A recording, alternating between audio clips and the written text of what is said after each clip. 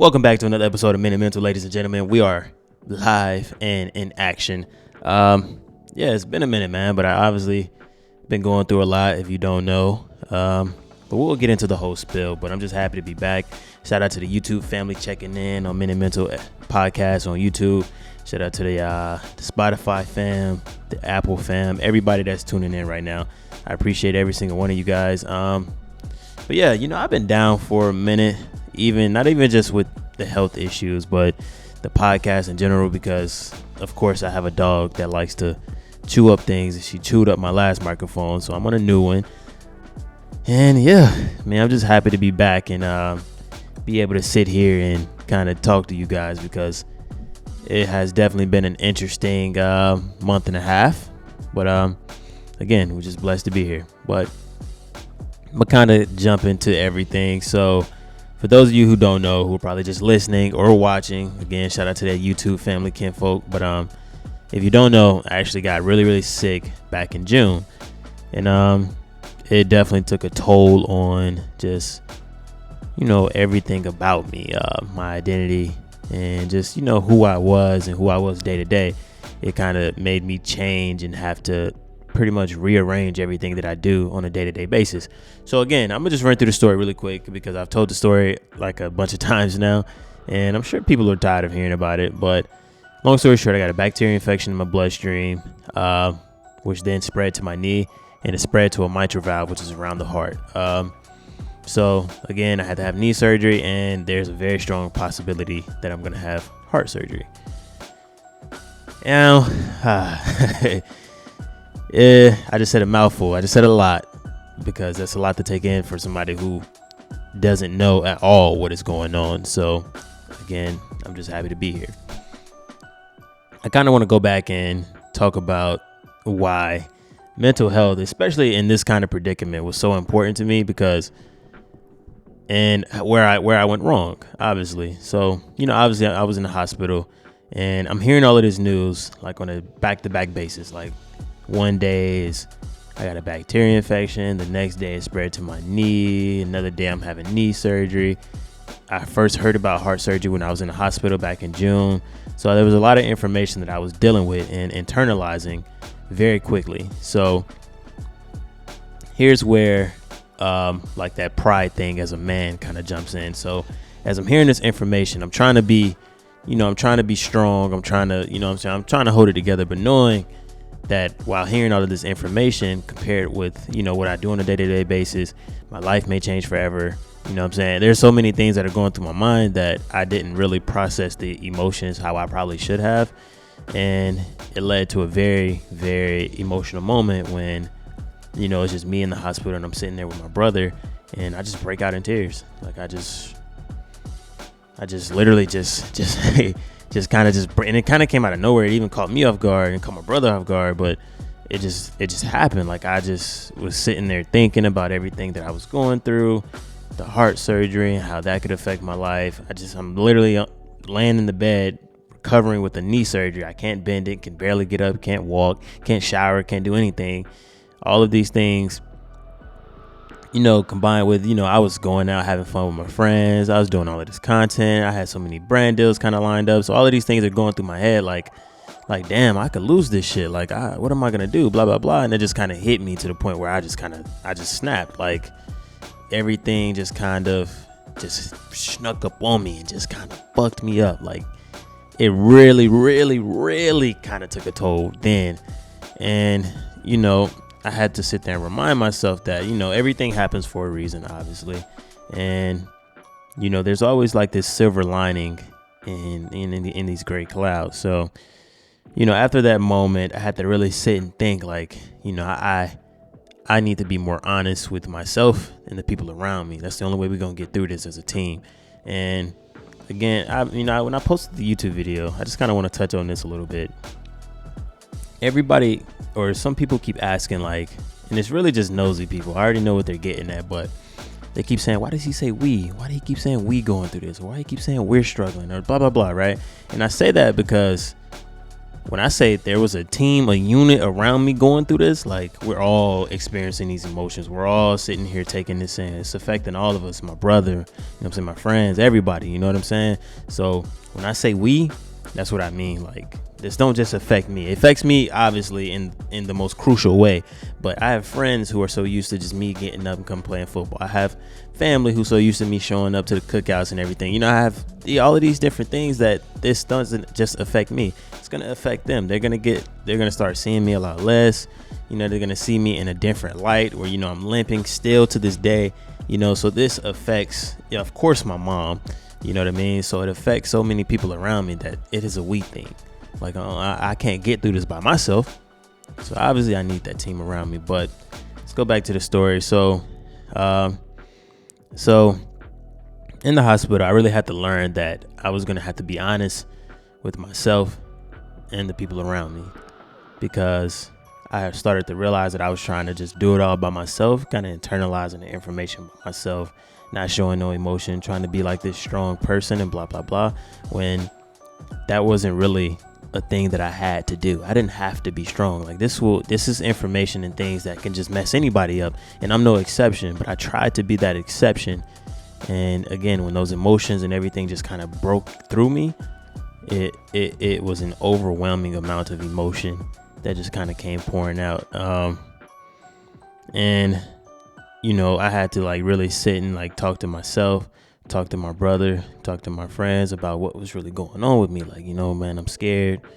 I don't really know what the fuck is happening, because again, you know, when I was in the hospital in June, just a week before that, I was perfectly healthy, playing football, going out, smoking hookah, drinking, you know, talking to family, doing content, all of these different things. I didn't feel the slightest bit of sickness ever. So I was, in my eyes, I was completely and 100% healthy, right?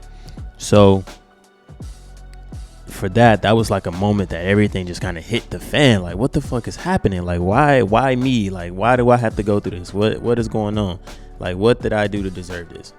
Let me fix the microphone really quick, ladies and gentlemen. Just raise it up. All right, there we go.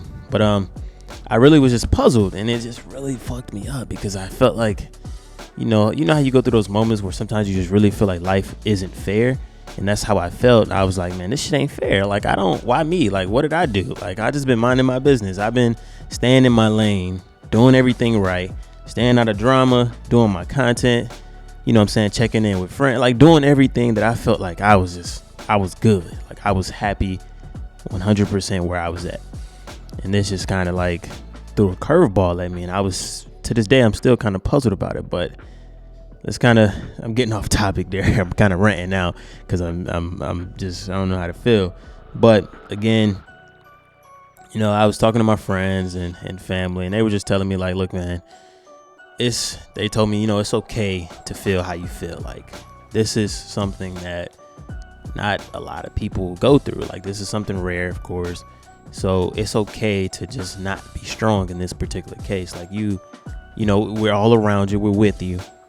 And, you know, you can talk to us. You can be vulnerable. It's okay. And that's what, you know, and I get on here and I preach that men should be more vulnerable. And that was a moment for myself where I had to like be in that actual moment where I had to be vulnerable, had to cry, had to open up to my friends and family, had to just really tell people how, you know, what was going on. So again, we're going to fast forward a little bit. So I get out of the hospital and I come home. And this is where like that I had that really big mental struggle. So a lot of people, nobody really knows this. Like, so when I first got out of the hospital, which, you know, the first day I got out I was ecstatic. Like, I was on top of the world. Like, I was so happy to be out and just be done with the hospital shit, because that shit is, I mean, obviously I was very grateful for every single person in there that took care of me and helped me and got me whatever I needed. But at the same time, sitting in the bed 24 hours a day, well, maybe like 23, I maybe get up and use the bathroom a couple times. But other than that, that shit it just felt like I was stuck. Now, a part that I've never kind of discussed, there's only a few people who kind of know, but I first get out of the hospital, and first day I'm good. Like, I'm happy to be home. Like, you know what I'm saying? My mom's here, she's cooking, my friends are here, you know, everything is good. So I started to realize that, you know, this battle wasn't over. Because I still couldn't do shit. Like, my leg was in a cast, or somewhat of a cast, and I really couldn't move around on my own. I couldn't take my dog out. I couldn't do anything. So it still felt some similarities to me being in the hospital. And this is when I tried to, in this particular point, I just kind of hit like a depressing state. So I'm not talking much, not really moving around. I don't want to get out the house. I'm only getting out the house once a week to go to doctor's appointments. And, other than that, I was just in the house, and I was just stuck. Like, I'm just thinking to myself, like, what do I do? Like, can't go anywhere. I can't drive. Like, I'm just literally like unhappy in this particular moment. And obviously it took its toll on not even just myself, but the people who were constantly being around me, because they would notice, like, Ken's not in the best mood right now, because obviously what he's going through is just tough. So I had to really sit and think, like, this shit ain't right. And there was a pivotal moment for me when, one night I'm kind of just laying in the bed, and I can be asking myself, like, why the fuck do I feel so fucking bad? Like, why can't I just be grateful for where I am? Like, this could be way worse. Way fucking worse. Like, I could still be in the hospital to this day. The bacteria infection could have fucked me up way worse. But, on the upside, I only had to have knee surgery. I didn't have to have heart surgery at that particular time. So there was a lot of things to be grateful for that for some reason I just could not fucking be grateful for. And it was really just not just fucking me up, but fucking up the people around me, because they're just looking like, I get it. I get what you're going through, but this could have been worse. Like, you just gotta fight through it. But I just couldn't do that. I don't know why. And, I'm talking to my friend, and she was just pretty much like, look, man, you got to get your shit together. Like she just told me straight up, like, you got to get it together. Like, sorry, I muted the fucking mic. But, just pretty much told me straight up, man, like, look, we all sitting here trying to help you. But it's at the same time, it's not fair to them if I'm sitting here being an asshole to everybody. You know what I mean? Like, people over here walking my dog, cooking food for me, making sure clothes are clean, like cleaning up the house, all of this shit. And I'm sitting here being a fucking asshole, being just, a dick, like just one word in people, when they're just literally over here to help me. Just it. They're not complaining. They're not anything. And I'm just being such an asshole. So I had to lay one night and just really reflect on what type of person I've been through this. Like, I've obviously been a very hurt person. Like, I was hurt. I was very upset. But at the same time, the people around me didn't deserve to have that anger and me being upset redirected towards them, because it wasn't their fault. So I had to do a lot of self-reflecting, a lot of just digging deep and just asking myself, like, either you can sit here and you can either sit here and be upset for the next fucking, who knows, or you can sit here and just try to find some silver linings, and, just talk to the people around you, and then just kind of open up a little bit. So I began to do that. It came with a lot of fucking tears, opening up to people. But, I started to realize that I had to take more initiative into occupying my time, and doing more things and finding ways to just be myself, even through this whole ordeal, not being able to drive and whatnot. So again, I'm grateful for the people around me, because they got me out the house. I was at Dave & Buster's with crutches. Shout out again to the people that did that for me, came and picked me, because it was people coming to pick me up, take me places, took me to Walmart to get some fucking puzzles. You know what I mean? So there was so much shit that, that it showed me that the people around me, they're just not here for whatever particular reason. They're here because that's just it. They just want to be here. You know what I mean? I felt a lot of love. I still feel a lot of love through this situation, because, again, this shit was fucking tough. Like, this was some fucking shit. Now, I say all of that to say a couple things. That, one, being vulnerable is very important, because had I not been vulnerable through this situation, this shit it's gonna break me. It would have broke me one way or another, whether that's now or later. Also being vulnerable helped me kind of understand and see the silver lining, like, maybe, I can get through this or whatnot. It also taught me a great deal of how to be grateful, because my situation could have went a lot worse. And while I was stuck in I was stuck in, what's going on now. I wasn't really seeing what could have been, you know what I mean? So again, the people around me helped me understand that. Yeah, just, being able to treat people right, not be an asshole. You know what I'm saying? Like I was, and I was definitely an asshole. Like my mama would tell you, I was fucking an asshole. But yeah, I think that I've come out of this situation in a much, much, much more brighter and more wise person, because once I make it through this heart surgery, I have told my friend this yesterday, motherfucker ain't gonna tell me shit about no minor inconvenience. Like I'm just gonna be more grateful again for what is, and instead of just other bullshit. So I'm just here to tell my kind of story on the mental struggles that I went through in this past month and a half, and I still do to this day, because to this day, I still can't run. I can barely fucking walk. My knee is not showing a lot of progress when it comes to bending, so sometimes it can be kind of discouraging not being able to just, again, be who I am, which is, I like to be athletic here and there, and I just can't do that. So, but I stay positive. I talk to my friends and my mom every day, trying to just keep, people around me in the loop in case I ever go through a moment where I just really feel like I'm about to go through a breakdown or another breakdown for this case. So, yeah, I mean, I'm sharing this part of the story because, again, I didn't share the whole me getting out of the hospital and my mental struggles and the deep depression that I really went through. And it was deep, like for at least like a week and maybe some change straight, that where I just wasn't fucking talking. I wasn't doing anything. I was just on. I would get up every day, go downstairs, sit on the couch for fucking 6 hours, go back upstairs and go to sleep. That was literally my day.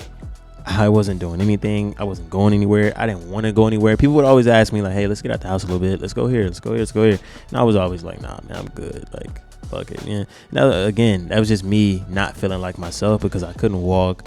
I was fucking tired of crutches. I was all of this shit. So I was just kind of just stuck, But, yeah, I'm here to tell you that I took my own fucking advice in terms of being vulnerable and just opening up and just being a lot more, again, vulnerable to my friends and family and whatnot. And I can tell you right now that shit helped me tremendously through this entire ordeal. I mean, entire. And now I feel more comfortable, even to this day. I was comfortable then, but I'm even more so comfortable to continue to communicate certain things to my friends, family, how I may feel through certain things, and if I need help somewhere, blah, blah, blah. And I also want to give a huge shout out to the brands, because every single brand that I was talked about in the past that I was about to work with, they stuck around, they supported me, they sent flowers, they did all of this shit. So that was a mental boost for me, because that was one of my main concerns. Like, if I'm not able to get up and work and get up and to do these brand deals and all of this stuff, like, how am I gonna fucking survive out here in these in these streets, So, but again, all of them stuck around, so I appreciate that, and I love them for that. All of my friends held it down, my family held it down, especially the ones who held down my house, my dog, everything. Yeah, it's definitely been a moment that I nor anyone around me expected. But yeah, guys, I'm always happy to talk about different situations that you guys may be going through. So if you shoot them into the DM or whatever, I'm happy. But another topic I want to touch on, this is kind of away from all of that now, is if you are in the Atlanta area and you do want to get on the podcast, I know I've been saying this, but now it is finally happening. I wanted to squeeze this particular episode with just me and this part of my story right here. And now I can go on to hearing other people's stories. Oh, my laptop locked. But that's going to be at a studio in Atlanta. And again, if you just shoot me a DM or an email, it can help me kind of start to filter through, because the idea that I want to do is I want to find people who are experiencing similar things and just kind of get them in the room together. And it's only going to be a max of 3 people at a time on the podcast, maybe 2, to where we can really just have a healthy conversation about different things. And I'm interested in hearing other people's perspective, and if I can help, or maybe they can help me, who knows. But I'm really happy to begin that phase, because now I'm healthy enough now where I can get up and move around and do these types of things, because I wanted to do this over a month ago, but life happens. But now I'm at that point now where it's finally time. The podcast is about to make a tremendous change, and yeah, I'm excited to get new people, new faces constantly every week on to the pod, and we can have healthy conversations about mental health and a variety of different topics and how it relates to mental health. So again, menandmental@gmail.com. Please don't hesitate to shoot an email. Tell me about yourself. Tell me a story. Tell me a topic that relates to mental health that you may be passionate about. It could be more than one. And yeah, guys. Again, I appreciate every single one of you guys and the kinfolk for sticking around, listening to these podcasts, and supporting your boy through this whole ordeal, because it has been very, very, very just traumatic. But we almost on the other side of it, and we'll get there. We're very grateful again. And yeah, ladies and gentlemen, again, shout out to the YouTube family, shout out to the Amazon family, the Spotify family, the Apple family, everybody checking in right now. And yeah, I mean, that's pretty much wraps it up. Again, don't forget to shoot those emails. I'm happy to get you guys on the pod. If you guys have topics that you want discussed by a panel of people, please feel free to send those our way. And yeah, I mean, it's time, ladies and gentlemen. We're about to evolve this podcast, and yeah, that pretty much wraps it up. So again, shout out to the Men and Mental family, and we'll catch you guys in the next podcast and YouTube video. Later.